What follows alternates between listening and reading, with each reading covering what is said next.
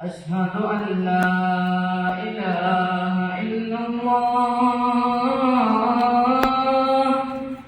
أشهد أن لا إله إلا الله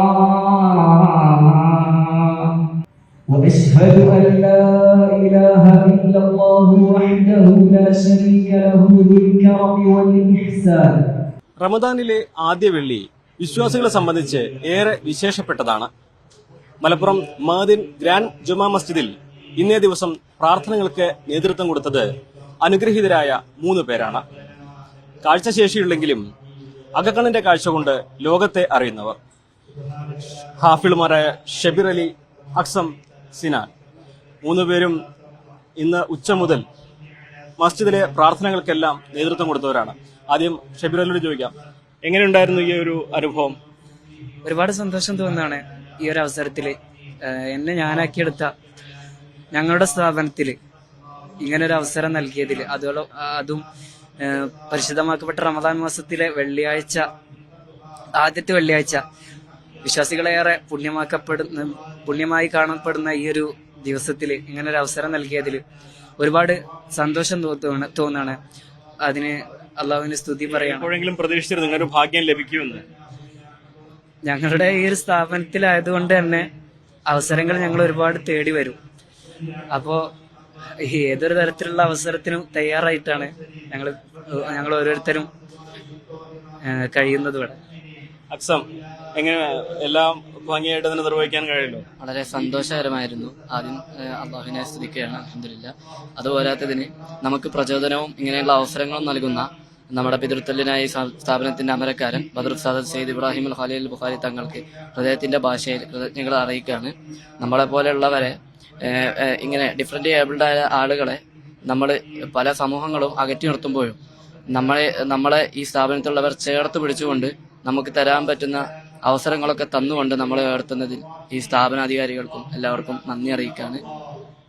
സിനാൻ കൂടി ചേരുന്നുണ്ട്. സിനാൻ, എന്തൊക്കെ കാര്യങ്ങളാണ് പ്രഭാഷണത്തിൽ പറഞ്ഞിരുന്നത്? പ്രഭാഷണത്തിൽ പ്രത്യേകമായി പറഞ്ഞത് കാരുണ്യത്തെക്കുറിച്ചും അതുപോലെ തന്നെ റമദാൻ മാസത്തിന്റെ പവിത്രതകളെ കുറിച്ചുമാണ് പ്രത്യേകമായി എടുത്തു പറഞ്ഞിട്ടുള്ളത്. എന്തെങ്കിലും ഇങ്ങനൊരു വലിയ അവസരം തനിക്ക് ലഭിക്കുമെന്ന് പ്രതീക്ഷിച്ചിരുന്നോ? സ്വപ്നത്തിലെങ്കിലും ഉണ്ടായിരുന്നോ?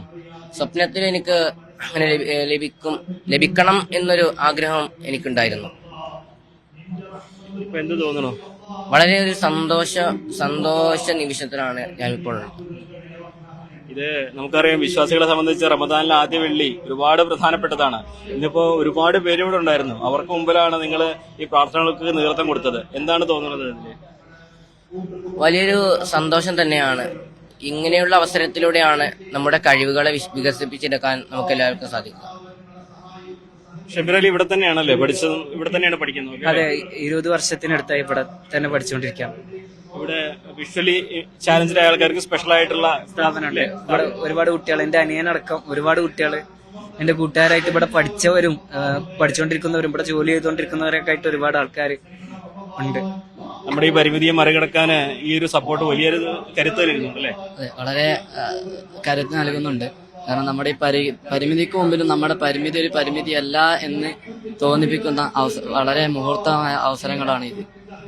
സിനാന് കമ്പ്യൂട്ടറിലും ഈ കാഴ്ച പരിമിതിയെ മറികടന്ന് കമ്പ്യൂട്ടറിൽ ഓരോന്നും പഠിച്ചിട്ടുണ്ടല്ലോ അല്ലേ? അതെ, എന്തൊക്കെയാ ചെയ്യുന്നത് ഇതില്? നമുക്ക് ആവശ്യമുള്ള കമ്പ്യൂട്ടറിൽ കാഴ്ച പരിമിതിയുള്ള സാധാ ആളുകൾ ചെയ്യുന്നത് പോലെ തന്നെ, കാഴ്ചയുള്ളവർ ചെയ്യുന്നത് പോലെ തന്നെ ഡിഫറെന്റ് ഏബിൾഡ് ആയിട്ടുള്ള ആളുകൾക്ക് ചെയ്യാൻ വേണ്ടിയിട്ടുള്ള സോഫ്റ്റ്വെയറുകൾ ഇതിൽ ഇൻസ്റ്റാൾ ചെയ്താണ് ഉപയോഗിക്കുന്നത്. ഇങ്ങനെ ശബ്ദത്തിന്റെ സഹായം അല്ലേ? അതെ അതെ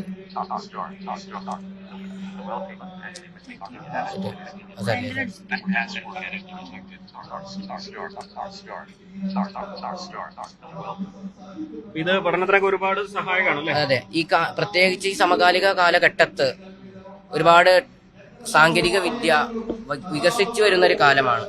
അതുകൊണ്ട് തന്നെ ഇപ്പോൾ പഠന കാര്യങ്ങൾക്കും എല്ലാം നമുക്ക് ടെക്നോളജി വളരെ അത്യാവശ്യമായി വരുന്ന കാലത്ത് ഇങ്ങനെയുള്ള ഓരോ ഓരോ സംവിധാനങ്ങൾ നമുക്ക് അത്യാവശ്യം തന്നെയാണ്. എന്നാണെങ്കിൽ വളരെ നന്ദി, ഇത്രയും സമയം ഞങ്ങൾക്ക് വേണ്ടി ചെലവഴിച്ചതിന്.